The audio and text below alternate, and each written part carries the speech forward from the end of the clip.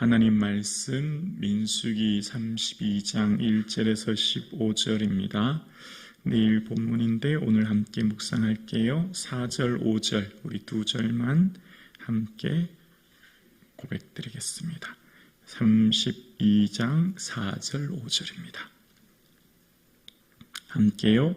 곧 여호와께서 이스라엘 회중 앞에서 쳐서 멸하신 땅은 목축할 만한 장소요 당신의 종들에게는 가축이 있나이다. 또 이르되 우리가 만일 당신에게 은혜를 입었으면 이 땅을 당신의 종들에게 그들의 소유로 주시고 우리에게 요단강을 건너지 않게 하소서. 아멘. 우리는 매일 크고 작은 선택을 하며 살아갑니다. 여러분은 매일 주어지는 삶 가운데 주어지는 작은 선택부터 또 인생의 방향을 결정짓는 큰 선택까지 그 선택의 기준이 무엇입니까?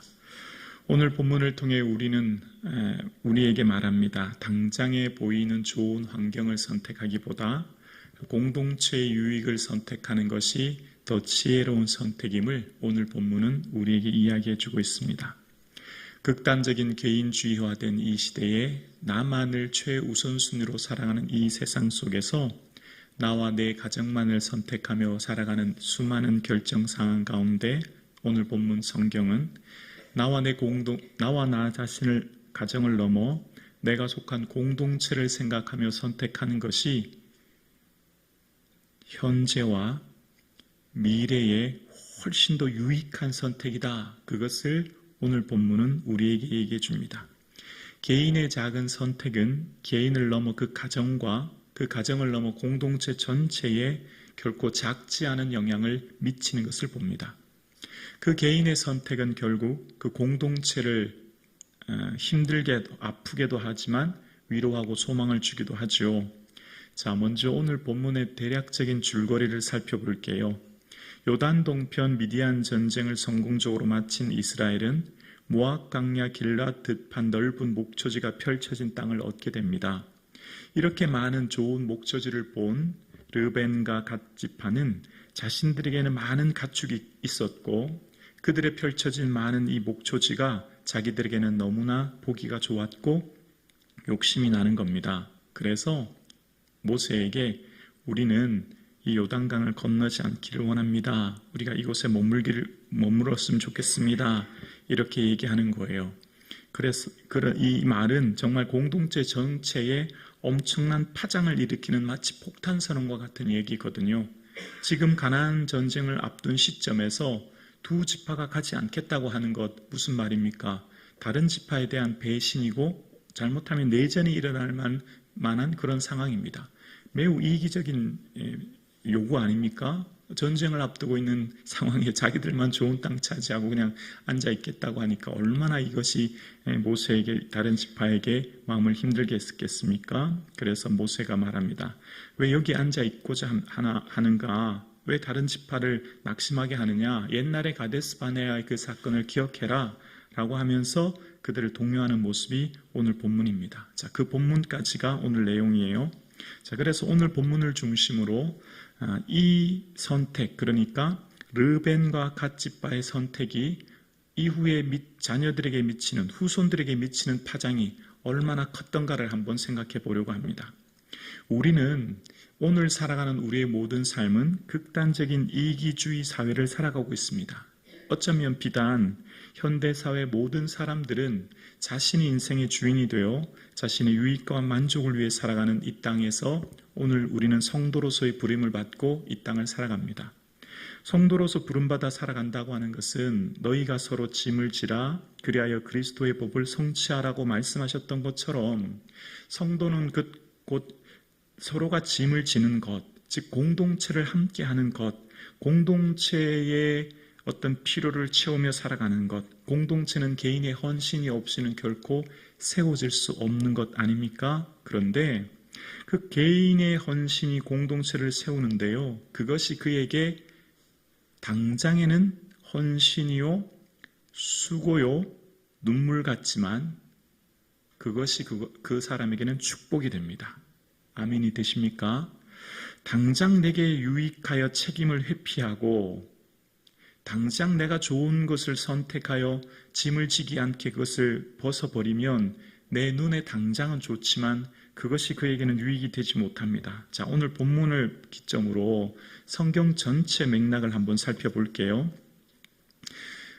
첫 번째, 르벤 갓 지파가 요구한 이 땅은 하나님이 원래 이스라엘에게 주려고 한 땅이 아니었습니다.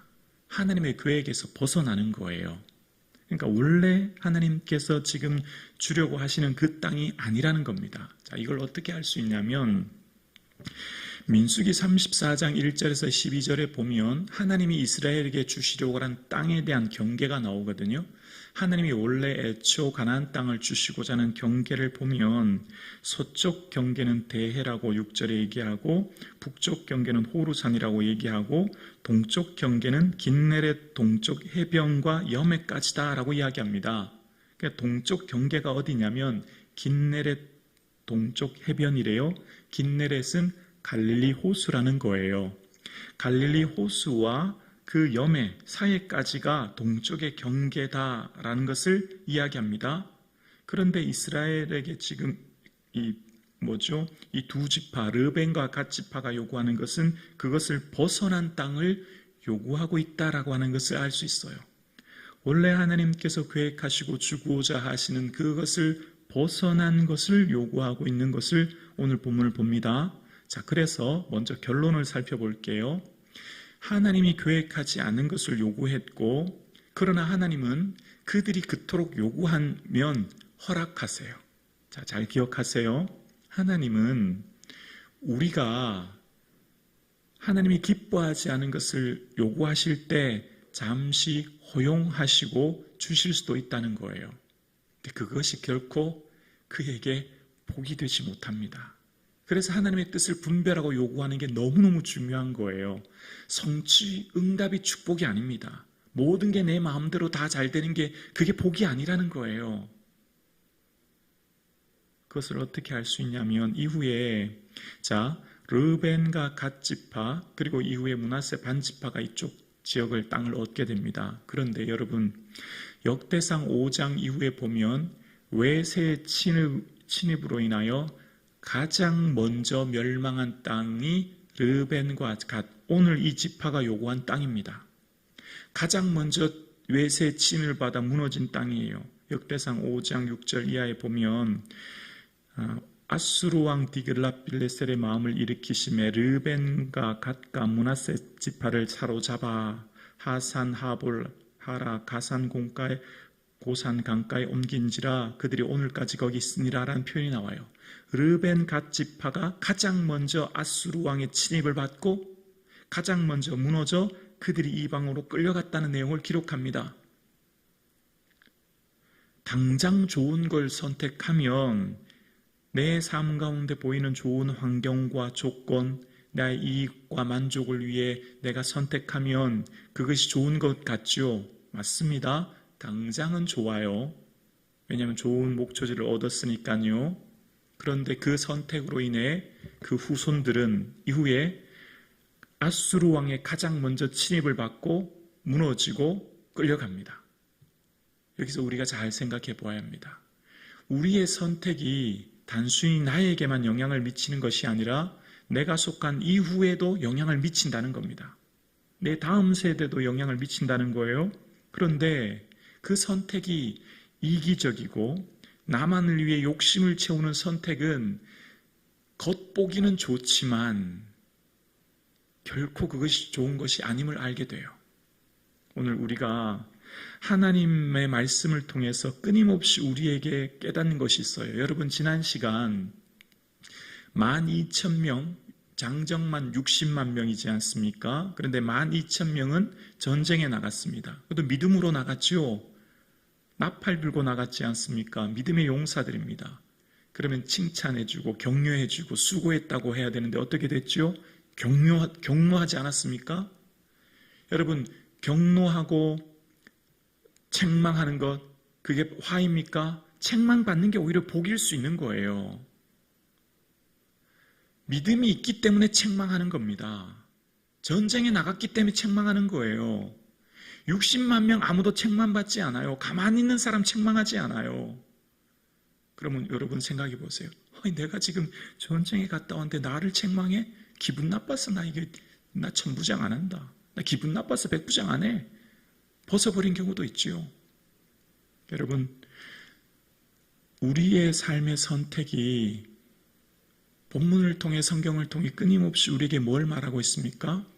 우리의 삶 가운데 주어진 어떤 일들이 당장 보여지는 것, 당장 만나는 것만으로 표현하고 만족하며 사는 게 아니라 그 다음을 바라보고 하나님을 바라보며 선택해야 되는 겁니다. 그래서 성경에서 끊임없이 우리에게 요구하는 게 뭐죠?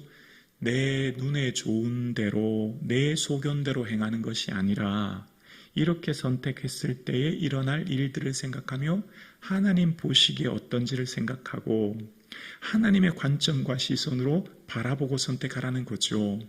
그래서 끊임없이 우리의 삶 가운데 크고 작은 선택의 순간에 나만을 위한 좋은 환경을 선택하기보다 공동체를 위해 헌신하며 선택하는 것이 지금 당장은 헌신, 눈물, 수고 같지만 그렇게 보이지만 아픔이 동반되기도 하고 때로는 타인의 원망을 받기도 하고 때로는 어려움을 당하기도 하지만 그러나 그것이 결국은 그에게 유익이 되고 결국은 그 개인뿐만 아니라 그가 속한 공동체가 살아나고 그가 속한 그 자녀들 또한 은혜가 될 줄로 우리는 믿습니다.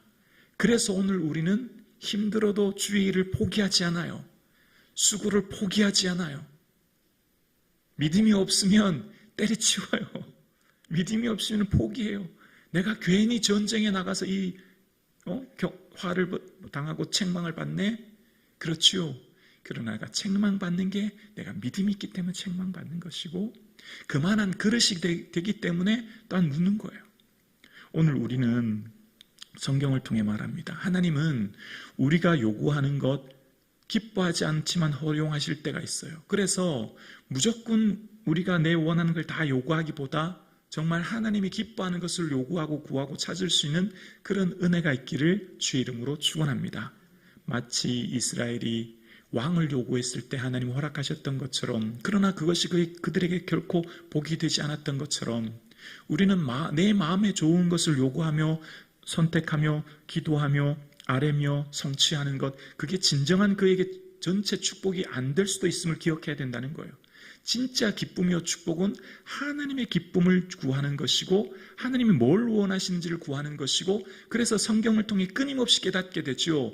하나님이 기뻐하는 것을 내가 기뻐하고 하나님이 좋아하는 것을 내가 좋아하고 하나님의 소원을 내가 소원할 때 그것이 내게 진정한 축복이 된다는 겁니다.